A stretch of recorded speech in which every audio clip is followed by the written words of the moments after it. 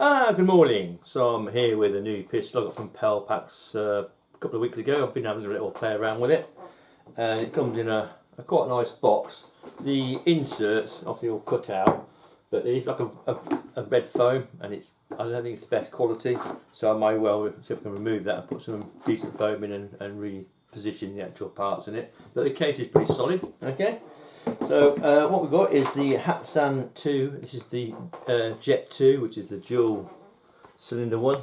This is the manual. It's pretty straightforward manual. It doesn't tell you everything. You can adjust the trigger a little bit. Tell you how to fill it. So yeah, it's alright. It's very basic, but does the job. So what comes in the box? So you get a little box like this, and it comes with a few bits and pieces. So you get a little Allen key. That's for adjusting the trigger. There's only a single screw. You get an adapter, so you can fit a 1/2 inch UNF that just fits in the end of the pistol. You can fit a 1/2 inch UNF standard moderator on there. It comes with a single shot tray. It comes with two 6-shot magazines. These are the ones you rotate and put the pellet in, skirt first on the back and then load up. These are obviously, this is a .25 cal. I'm running a .25 cal pistol. And then you also get in this bag, you get an extended adapter for filling it. It's a basically Foster connector. I'll put an adapter on it so I can connect it. It does help, makes it a bit easier to unplug, and you get a few seals and bits and pieces in there. Okay. Also, because you can actually have this as a stocked pistol or a carbine, it comes with an actual bit like the Mito. It just locks on. There's a spring-loaded thing there. You push it in and lock it in. You've got a button here that allows you to pull it all the way out. Okay, and you can unscrew this, take it out, and adjust the cheek piece up and down as well. That doesn't move, but the cheek piece does. So, yeah, it seems to work very well. Pretty solid as well. Okay, then we'll move on to the pistol. Okay, so this is the Jet 2 2.5 cal. Let's flip the sights down. So it's got sights, two sets of sights, right? So the rear sight. Okay, just pop this up, and the front sight. Yeah, they're true glow. Okay, but they're only adjustable for elevation only. There is a screw here that looks like it locks the actual front post in like a dovetail. So probably if you slacken it up, you could probably be able to adjust the front sight left and right, which probably adjust the windage.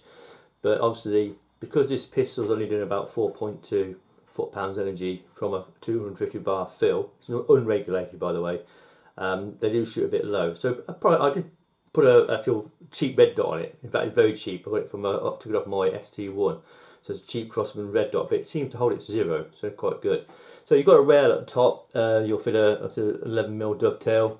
So that's your pistol sights, and then if you've got the stock on, yeah, you use this front sight, yeah, and you use that to aim. Okay, so there's the sights. So flip them back down. Fill gauge at the front. I've got it stored at 150 bar. This is how to fill it. Actually, a Foster connector. That extender that they give you is well worth plugging on, and then just plug your bottle onto it or your pump. Okay.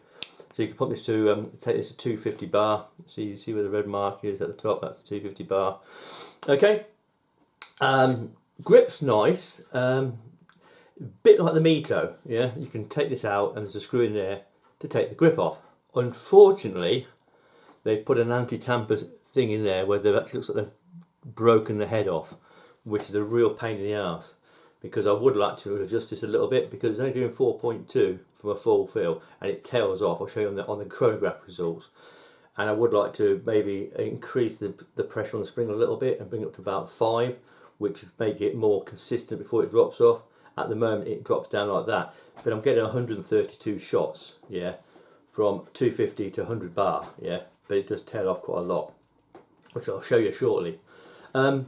Cocking action is really nice. Okay, you can decock it as well. Just flick the safety off, hold it back, pull the trigger and release it. Okay, it's not particularly loud, but as I said, you can fit the adapter. It's quite a nice trigger. You can adjust these, a little screw at the back. So apparently if you screw it in, it lightens the trigger. The trigger pull on this out the box with a little bit of movement like that, yeah, is 2.5 pounds. So it's quite manageable. Yeah, it's got a bit of a bark, but I've been shooting it with a moderator on, which I shall explain shortly. You've got rails both sides, so you can fit things on the side if you want. The grip is actually nice. The safety is actually this lever here, flips up and down, and that locks the trigger. Yeah, it seems to work fine. Good thing about it as well, you can actually flip it off with your finger before you take the shot. Barrel seems pretty good. Did give it a pull through from new. It was quite dirty, and I've tried various different pellets through this, so I should probably give it another clean before I stick with the JSB 25.4 grain, which is what I've been testing it with. I've also tested some FTTs at 20 grain. They shot pretty well, and I've had some Hades 0.25. They're 26.85 grain. They shot reasonably well, but I think I'll probably stick with the JSB 25.4s. Okay, yeah, dual cylinder works fine. This screw here is actually a bleed valve, a degassing screw. And when I had this, that was the issue I had with it. It was losing air, and I got my snooped leak detector, and I was going around, and I found it was leaking around here. So I degassed it, and I found out the seal underneath was missing, or it was burred. There's like a vent there, it was burred. So I put another seal in there, yeah, and I've got some seals and resealed it. Did it back up, just hand tight, and it's held its pressure since. No leaks whatsoever, so that's good. So that was a little issue I had with it, but solved that. I would like to get that screw out. Like I said, that I'm going to try and get a screw remover on it. It's quite a small screw. And get a tap remover and see if I can take it out, and then I can get the stock off, and I'll just replace it with a proper screw, yeah, with a proper hex head on it. Okay, so that's the pistol. Really nice, actually, yeah. It's mainly polymer. Cocking handle's polymer, but it cocks really smoothly. Shoots pretty well with the actual JSB 25.4 grain. So how did it perform? Right, now here we go. So I did a full Crony test using my Nate Crony, which is very good actually, and I did 132 shots. This is the actual graph. Okay, that is the FPS graph. Sorry, that's the foot-pounds graph. Okay, and also if I flick it over like so, there's also an FPS graph. Okay, so at key points, what I did 36 shots. Yeah, I used my cheap red dot. This is a Crossman's red dot. Just locked it on, and I used this Swift Zumpy moderator. I did actually bore it out at the end to make sure the 25.25 cal went through it. Okay, and repainted it, and it actually makes quite a difference. In fact, if I actually fit, got that red stuff. I keep getting red stuff from the foam inside. It's not really good foam. So yeah, just put the moderator adapter in like that. Okay, so if I fire it without, okay, and then I'll fit the moderator onto it like so. And there we go. It makes quite a bit of difference, in fact quite a lot of difference. Yeah, maybe the mic won't pick that up, but it does make a massive difference. Okay, so we'll take that off. So I was shooting it with this on and with the red dot on. Okay, and that's how I was shooting it, because I found these sights, with these sights it was shooting low, really, because it's probably a little bit underpowered. It could do the 5.5 foot-pounds, yeah, not 4.2, but yeah, it works really well. So how did it shoot? So looking at the graph, we can see it dropped off. At 36 shots, it went from it was doing 4.3 after the first 6 shots. Doing 4.3 foot-pounds energy. By 36 shots, it's dropped to 3.74. That worked out to 20.8 FPS spread, which wasn't terrible, and that showed on the first target. It was shooting a little high, but that was the group. So that's an inch group, 36 shots. Okay. I then moved on to the next 36 shots, and that took us down to 170 bar, so it used less air, but then again it was actually, the power was dropping, so it was being a bit more efficient with the air. And it did 36 shots, and it was grouping around there. Okay, and then the final 18 shots took me down to 150 bar. That was 100 bar spread, and that gave me that group there. You see where it dropped off on the final mag? Okay, so that worked out to 84 shots, which was a spread of 58 FPS over those 84 shots, which isn't terrible, and as a plinking pistol, it's probably fine. If you get it zeroed, you can compensate, obviously. Interestingly, I did do an FPS check, a spread test, over each magazine of 6 shots, and it was quite good. It was 8.1, 8, 5.4. There was an odd maybe it might have been an odd pellet in that particular magazine, 13.9, then it went to 5.3, it then went to 6.5, 8.1, 10.3, 7.3, 3.3, 7.6. So each magazine of 6 shots was consistent. So if you compensated for, you know, as it dropped off for each magazine, you'd probably be all right. Okay. So the 84th shot, which is the final shot, that was at 150 bar, and that was 2.82 foot-pounds energy. So that was at this point here on the graph. Okay, so it does drop off, but the problem is it probably could do with a little hammer spring adjustment to increase the actual first shots to about 5.5. So instead of doing that to 132, it'll probably do that, and then it'll probably drop off at about maybe 100 or 80 shots. 80 shots would be fine, it'd be good if you get about 5.5 foot-pounds energy.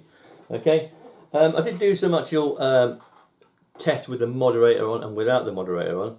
So these are all semi-rested shots, 6 shots, yeah, and this was from 200 bar. Because I'm going to shoot this from 200 bar, so I'll sort of set the red dot up for about 200 bar. So that was like semi-rested with no mod, okay. That was semi-rested with the mod, okay.